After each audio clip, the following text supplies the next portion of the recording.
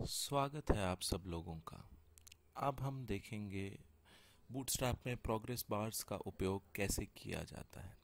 Progress bar बहुत ही अच्छा काम आता है अगर हम लोगों को दिखाना है कि हमारा पेज लोड हो रहा है या फाइल लोड हो रही है या हमारा कितना काम हो चुका है या नेटवर्क का क्या प्रोग्रेस है। तो उस चीज़ों के लिए हम प्रोग्रेस बार का उपयोग कर सकते हैं। यहाँ पे मैंने एक सिंपल HTML फाइल बना रखी है जिसमें मैंने HTML फाइल में मैंने CSS इंक्लूड कर रखा है। तो प्रोग्रेस बार बूटस्ट्रैप का एक हिस्सा है, इसीलिए मैंने बूटस्ट्रैप की CSS ले रखी है और बूटस्ट्रैप की JS भी ले रखी है। देख सकते हैं मेरा फोल्डर स्ट्रक्चर तो है। JS फोल्डर के अंदर मेरे पास bootstrap.min.js है और CSS फोल्डर के अंदर bootstrap.min.css पड़ी हुई है। चलिए देखते हैं। अब यहाँ पे मैंने एक div टैग बना रखा हुआ है जिस div के अंदर मैंने एक छोटा div बना रखा है जिसमें मैंने एक क्लास लगा रखी है प्रोग्रेस। प्रोग्रेस बार को दिखाने के लिए मुझे क्या करना है अब हम देखते हैं।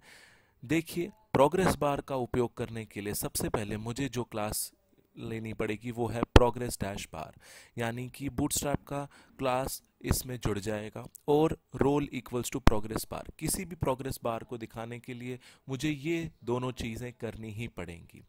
इसके बाद आता है एरिया डैश वैल्यू नाउ, जैसे कि नाम से ही पता चल रहा है, यानी कि अभी कितना वैल्यू सेलेक्ट होना चाहिए उस प्रोग्रेस बार में। 20%, 10%, 30%, 70%, 80%। जैसे मैंने दे रखा है यहाँ पे 70, तो ये अभी 70% तक दिखाएगा। इसी तरह हम मिनिमम और मैक्सिमम वैल्यू भी देख सकते हैं किसी भी प्रोग्रेस बार की। जैसे मैंने यहाँ 0 दे रखा है और यहाँ पे दे रखी है विड्थ, यानी कि प्रोग्रेस बार में जो मेरे को विड्थ दिखानी है वो कितनी दिखानी है, 70%, यानी कि वो 70% पूरा दिखाएगा मुझे। और अगर मैं इसे कम करता हूँ तो कम दिखाएगा। इसके बाद मैंने एक स्पैन टैग ले रखा है। मैं बताऊंगा कि ये स्पैन टैग हमने किस लिए ले रखा है। तो ये एक HTML पेज मैंने बना रखा है जहाँ बूटस्ट्रैप का प्रोग्रेस बार मैंने लगा रखा है। किस चीज़ों से? क्लास और रोल को जोड़ने के बाद। और उसके बाद मैंने उसके एट्रीब्यूट सेट किए हैं जिससे मैंने उसका मिनिमम और मैक्सिमम वैल्यू सेट कर रखा है। सेव करने के बाद देखिए ये आपका बूटस्ट्रैप का प्रोग्रेस बार एक स्ट्रिप जैसी है, आपको एक पतली सी पट्टी है जिसमें कि देखिए मैंने एरिया वैल्यू नाउ 70 कर रखा है, तो इसीलिए ये 70% तक कर रखा है और टोटल आपका 100% है। यहाँ पे मैंने इसकी विड्थ 70% दे रखी है, तो इसीलिए आप देख सकते हैं ये पूरे के पूरे स्क्रीन पर नहीं आ रहा है। अब देखिए मैंने ये स्पैन टैग किस लिए ले रखा है। इस प्रोग्रेस बार में बीच में कुछ भी नहीं आ रहा है, पूरा का पूरा भरा हुआ आ रहा है।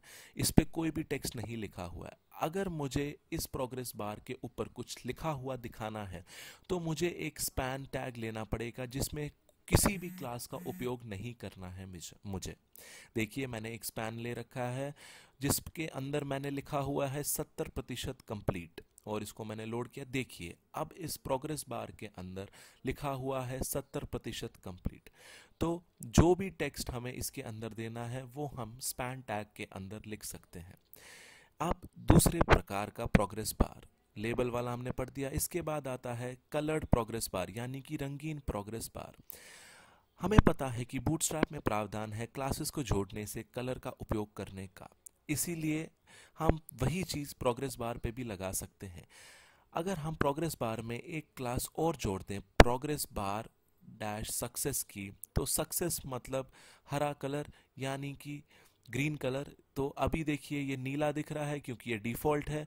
अब मैंने इसे रीलोड किया तो ये देखिए ये हरे में दिख चुका है। अब मैं वैल्यू चेंज कर सकता हूँ, जैसे स्पैन में मैंने 40% कर दिया और वैल्यू नाउ में भी 40% कर दिया। तो देखिए अब इससे क्या चेंज आता है हमारे पेज में। ये देखिए वैल्यू आपका 40%, बट वो भरा हुआ 70% तक इसलिए है क्योंकि मैंने इसकी विड्थ जो है वो चेंज नहीं की है। इसके बाद जो हम करने जा रहे हैं सक्सेस, यानी कि हरा था, तो जिस तरीके का हमें रंग चाहिए होगा उस तरीके की हम क्लास इसमें जोड़ देंगे। जैसे कि वार्निंग अगर मैं लगाऊं तो देखिए अब वार्निंग लगाने से इसका रंग बदल जाएगा, ये थोड़ा संतरी रंग का हो चुका है। देखिए मैं इसे वापस 70% पे कर देता हूँ। ये मैंने इसे 70% पे कर दिया ताकि ये सही दिखे, और ये देखिए अब आपको 70% कंप्लीट हुए दिख रहा है। इसके बाद जो अलग प्रकार का बूटस्ट्रैप प्रोग्रेस बार है वो है आपका स्ट्रिप्ड प्रोग्रेस बार। जैसे कि देख रखा है आपने, इस चित्र में दिखा रखा है मैंने, तो जो क्लास का उपयोग करना है वो है प्रोग्रेस बार डैश स्ट्रिप्ड। यहाँ पे जो आपको प्रोग्रेस बार दिख रहा है वो पूरा का पूरा रंग से भरा हुआ है, इसमें कोई भी डिज़ाइन नहीं लगा है। तो अगर मुझे इसमें स्ट्रिप्स इंक्लूड करने हैं तो मैं लिखूंगा प्रोग्रेस बार स्ट्रिप्ड। यहाँ पे आप देख सकते हैं मैंने कैसे शुरुआत की। सबसे पहले प्रोग्रेस बार लगाने के लिए मैंने प्रोग्रेस बार लगाया, फिर उसको रंग देने के लिए मैंने प्रोग्रेस बार वार्निंग लगाया, और अब उसको बना हुआ ना दिखा के इसको स्ट्रिप दिखाने के लिए मैंने ऐसे बनाया। देखिए अब इसको मैं रीलोड करूंगा और आप देख सकते हैं मुझे ये पट्टी जैसी अलग अलग कलर में पट्टियां दिख रही हैं, जिसका कि मतलब है मेरा प्रोग्रेस बार स्ट्रिप्ड काम कर रहा है। अब देखिए मैं इसको सक्सेस में दिखाता हूँ ताकि आपको अच्छे से दिखे पट्टियाँ, इसकी स्ट्रिप्ड पट्टियाँ। और ये देखिए यहाँ हरे रंग में आपको स्ट्रिप्ड पट्टियाँ अच्छे से दिख रही हैं। ठीक है, इसके बाद दूसरे प्रकार का जो प्रोग्रेस बार है उसे हम कहते हैं animated progress bar. Animated progress bar यानी कि चलता हुआ प्रोग्रेस बार, जैसा कि एक फ्लैश ऑब्जेक्ट में होता है। हमें क्या उपयोग करना होगा इसके लिए? क्लास में एक्टिव लगाना होगा। देखिए मैंने यहाँ पे जोड़ा क्लास के अंदर एक्टिव। अब देखिए मैं पेज को रीलोड करूंगा तो ये एक एनिमेटेड बार दिखाना चाहिए। देखिए अब आप देख सकते हैं ये स्ट्रिप्स जो हैं ये हिल रही हैं, यानी कि ये एक एनिमेटेड प्रोग्रेस बार हमारा बन चुका है। तो इस तरह से आप अपना प्रोग्रेस बार बना सकते हैं। धन्यवाद।